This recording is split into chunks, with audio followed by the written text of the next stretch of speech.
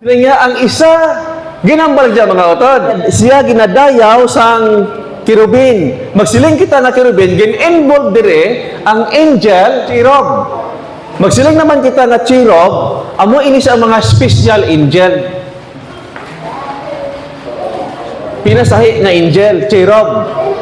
Ining cherub, apat iya pakpak, may ara pagig pinaka-highest rank nga angel, naging mention dire, nga sila niya kag, after sang cherubim, kag, nagasidlak, nga ano, nga sirapin, nagapakilala, ining special angel, nga tagalangit, mo siya ang sirapin.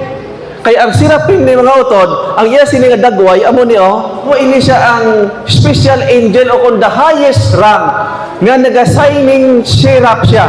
Are, balikan tanay niyo. Ang siling sang John, chapter 14, verse 3. Siling niya, kag kun ako makakadto kag makaaman, are na, no? Sa inyo sindoob, magabalik ako kag dalhon ko kamo upod nakon.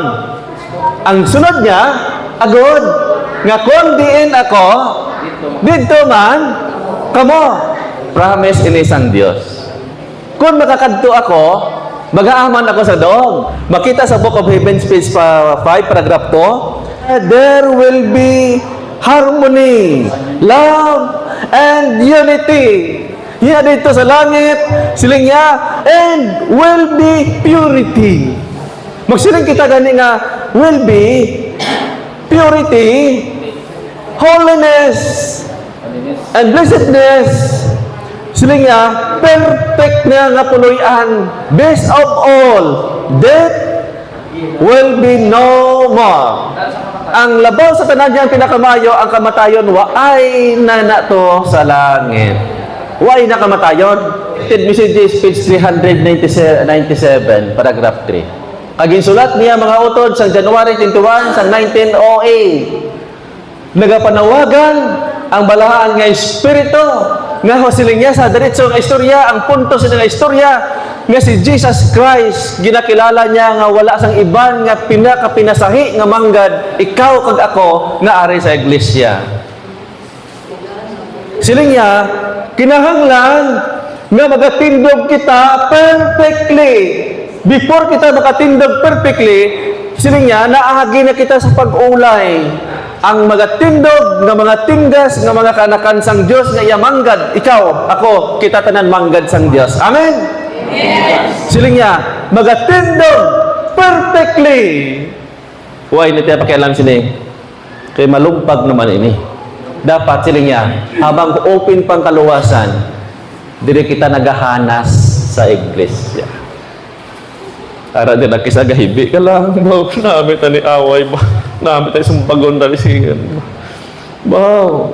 Pero ginapunggan mo yung makagalingon kaya gusto mo magatindog ka sa uling adlaw, ideklarar ikaw nag-stand perfectly sa tubangan sang Diyos. Ang last, isa ni kapahanumdum sang Diyos sa aton. Makita na sa libro sang Christian Service, page 77, paragraph 2. O, basahan niya lahat.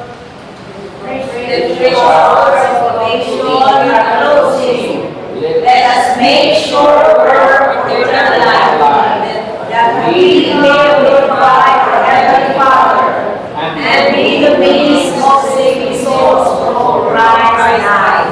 Ayan, thank you. Buot silingon, nga siling niya, ang isa ka matahong nga panahon, siling niya magatakop. Tama? Sinya kinahanglan naton, let us make sure work. Kinahanglan naton nga siguraduhon ang aton buhat for eternal life.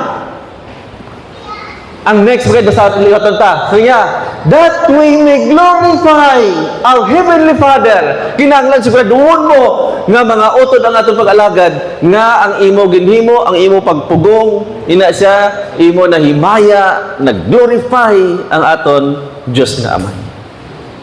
Namin na. Pero may panumdom. Hindi naton may balaan. Subo nga panahon nga basi gulpi lang matakop ang kaluwasan. Pero kung na-sure mo na kaptan mo sang maayo ang imo suga, siling niya, ikaw matakpan nga ideklarar ikaw nga nagatindog perfectly kag maka singgit ikaw nga ara ng amon Dios nga ginahulat mga utod. Isa ka panumdum sa Ginoo nga importante ano man atong ginahimo nga kita mahimaya naton ang Dios nga may Dios anak, Dios nga espiritu. Mga utod. Ang disco mag-end ang pinaka-importante.